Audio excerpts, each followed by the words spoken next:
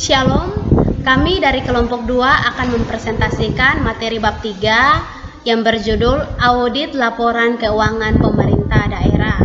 Kelompok kami terdiri dari 1. Adriana Laidai, yaitu saya sendiri. 2. Junita Jamileba. 3. H.E. Huke. 4. Junita P. Kabi. 5. William Y. Fanggidae. Kita akan masuk dalam materi. Pengantar. Sebagai perwujudan dari pelaksanaan akuntabilitas publik, pemerintah daerah diwajibkan untuk menyusun laporan keuangan. Dalam hal ini, tentunya manajemen pemerintah daerah lah yang tahu lebih banyak tentang kondisi keuangan yang sesungguhnya terjadi.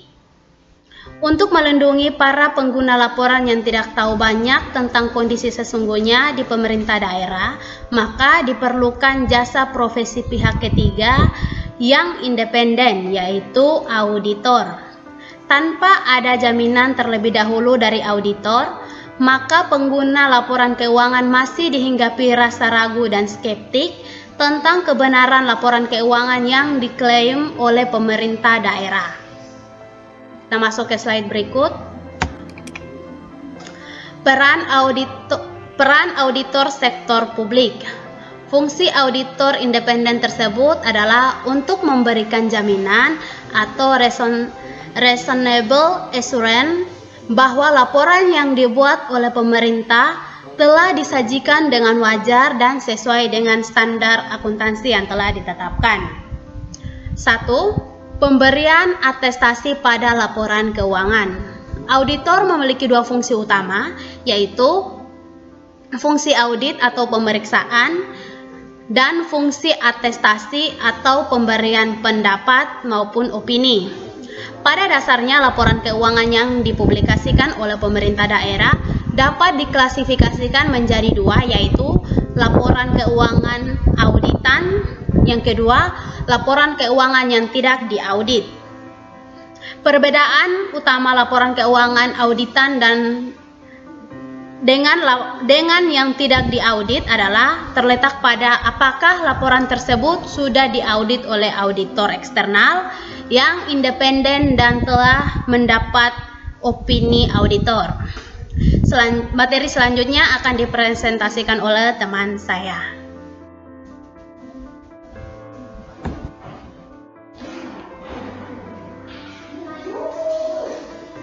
Yang kedua, kedudukan strategi auditor.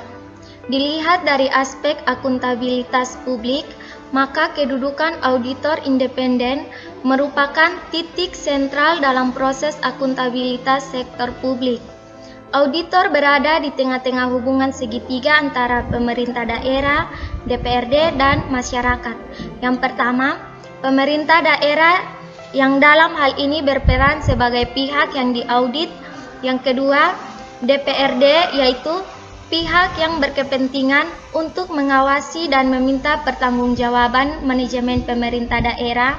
Dalam hal ini, DPRD juga diaudit sehingga menjadi pihak audit. Yang ketiga, masyarakat yang berhak untuk meminta pertanggungjawaban pemerintah daerah dan DPRD. Yang keempat, auditor independen yang memegang 2 fungsi, yaitu fungsi pengauditan dan fungsi atesi.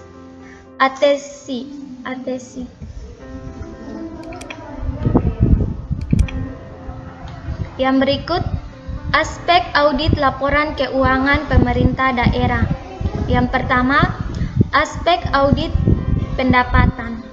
Aspek utama yang menjadi perhatian auditor dalam audit pendapatan antara lain untuk mengidentifikasi, yaitu 1. Ada atau tidak unsur pendapat daerah yang tidak masuk ke rekening kas daerah.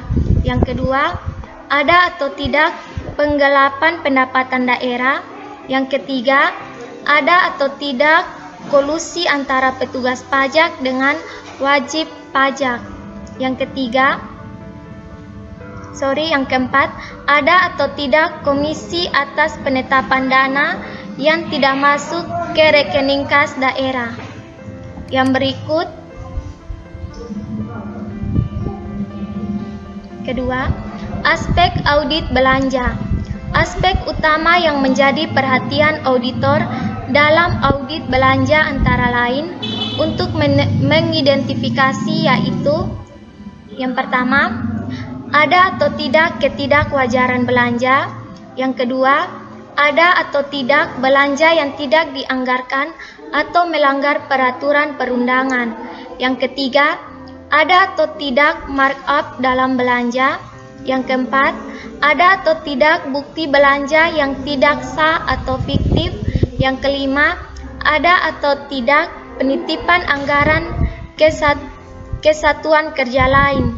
Yang keenam, ada atau tidak kesalahan pembebanan belanja ke kode rekening. Yang ketujuh, ada atau tidak ketidakwajaran dalam belanja modal, belanja pegawai, belanja barang dan jasa.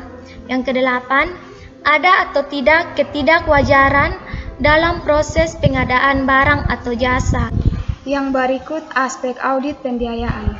Aspek audit pembiayaan antara lain, ada atau tidak penyimpangan prosedur perolehan dan penggunaan dana pinjaman atau utang. Ada atau tidak penyimpangan dalam pembentukan dan penggunaan dana cadangan.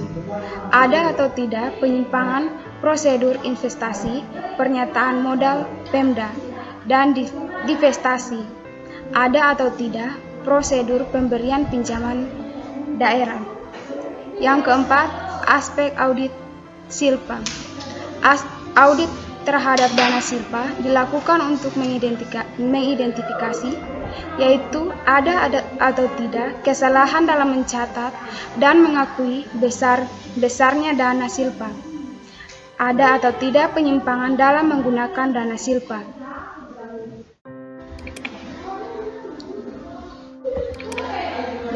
Aspek audit kas. Audit kas daerah dilakukan untuk memeriksa yang pertama, ada atau tidak selisih jumlah kas antara catatan dengan fiksi. Yang kedua, ada atau tidak kas milik pemerintah daerah yang disimpan dalam rekening pribadi. Ada atau tidak penyimpangan dalam prosedur pengelolaan kas daerah. Yang keenam, aspek audit persediaan. Aspek audit persediaan yang menjadi fokus auditor adalah untuk mengidentifikasi yang pertama, ada atau tidak pembedaan jumlah persediaan antara catatan dengan fiksinya. Yang kedua, ada atau tidak kesalahan dalam pengakuan, pengukuran, dan pengungkapan nilai persediaan. Yang ketiga, ada atau tidak penyimpangan dalam pengadaan persediaan.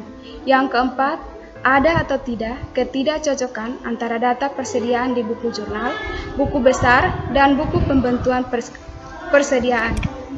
Yang ketujuh, aspek audit investasi aset keuangan. Aspek audit investasi aset keuangan antara lain, yang pertama, ada atau tidak penyimpanan dalam investasi aset keuangan. Yang kedua, ada atau tidak kesesuaian antara data investasi di buku jurnal, buku besar, dan buku pembantu. Yang ketiga, ada atau tidak kesesuaian antara data penambah atau penurunan investasi tahun ini dibandingkan dengan tahun lalu di neraca dengan data dilaporkan realisasi anggaran. Yang kedelapan, aspek audit aset tetap. Aspek audit aset tetap menjadi perhatian auditor antara lain, yang pertama, ada atau tidak perbedaan jumlah aset tetap antara catatan dengan fiksinya. Yang kedua, ada atau tidak kesalahan dalam pengakuan, pengukuran, dan pengungkapan aset tetap. Yang ketiga, ada atau tidak penyimpangan dalam pengadaan aset tetap. Yang keempat, ada atau tidak kecocokan antara data aset tetap di buku jurnal, buku besar, dan buku pembantu aset tetap. Ada atau tidak kecocokan antara data aset tetap di buku jurnal, buku besar, dan buku pembantuan aset tetap. Ada atau tidak kesesuaian antara data aset tetap di SKPD, data bagian perlengkapan, dan data bagian keuangan, atau BPKD. Ada atau tidak pengendalian internasional yang menandai dalam asisten akuntansi aset. 9. Aset audit kewajiban.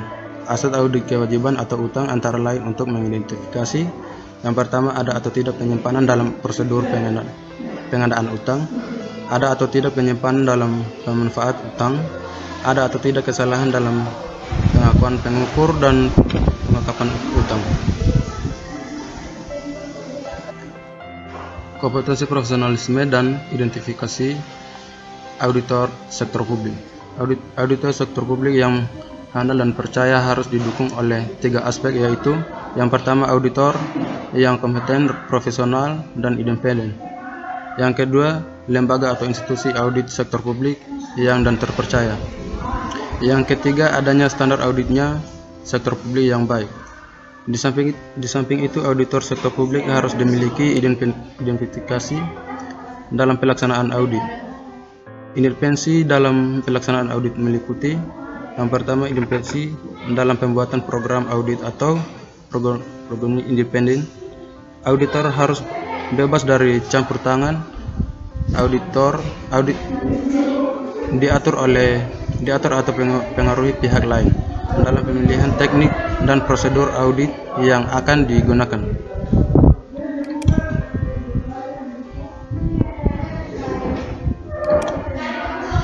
Independensi investigasi atau investigatif independen.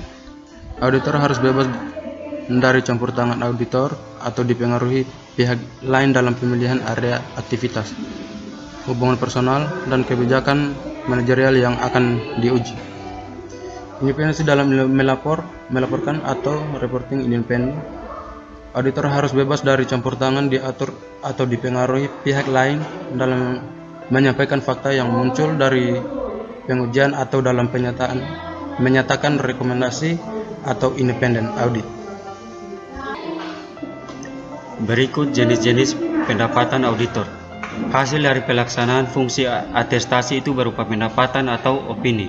Terdapat 5 bentuk pendapat auditor, yaitu yang pertama, pendapat wajar tanpa pengecualian. Pendapat wajar tanpa pengecualian merupakan pendapat yang paling tinggi dari kualitas laporan yang disajikan. Yang kedua, pendapat wajar tanpa pengecualian dengan paragraf perjelas.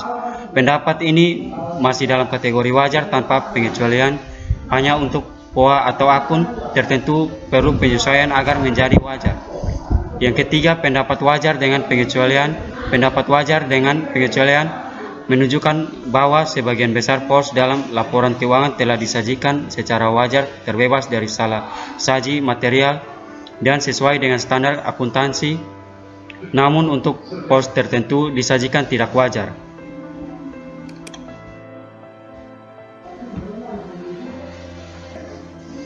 Empat, pendapat tidak wajar atau adverse opinion. Pendapat tidak wajar diberikan apabila pos-pos dalam laporan keuangan nyata-nyata terdapat salah saji yang material dan tidak sesuai dengan standar pengadilan internal dan sistem akuntansi yang ada. Yang kelima, tidak memberikan pendapat atau disclaimer opinion.